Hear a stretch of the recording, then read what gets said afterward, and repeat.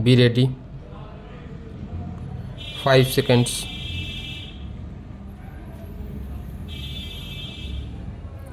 Start. Further, SAC markets the original produce of its members.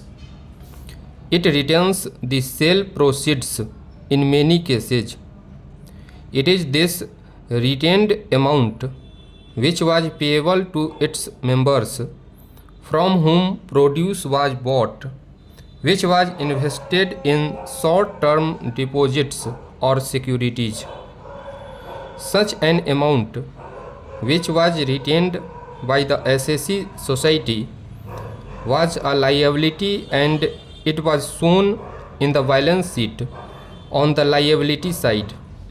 Therefore, on that extent, such interest income cannot be said to be attributable either to the activity mentioned in section 80p within bracket 2 of the Act. Therefore, looking to the facts and circumstances of the case, the assessing officer was right in taxing the said interest income under section 56 of the Act.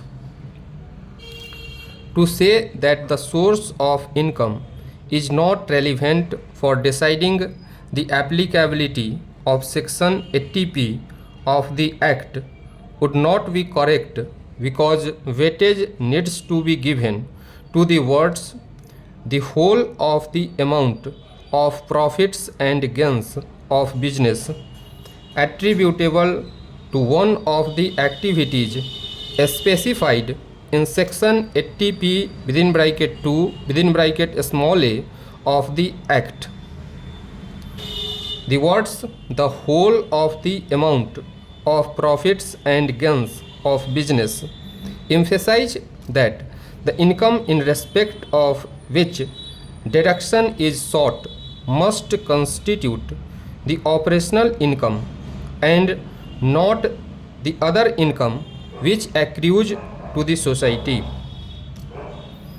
As regards validity of the notice under section 148 of the Act to reopen the assessment, it essentially concerns factual aspect. The tribunal is the final fact finding authority under the Act. It has given a finding of fact that though the written communication of the sanction, which has no prescribed format, was received by the assessing officer on 8th June 2001, but the approval of sanction for reopening of assessment in terms of section 148 of the Act, read with section 151, existed even prior to 31st May 2001. There is no reason to interfere with this finding of fact given by the tribunal.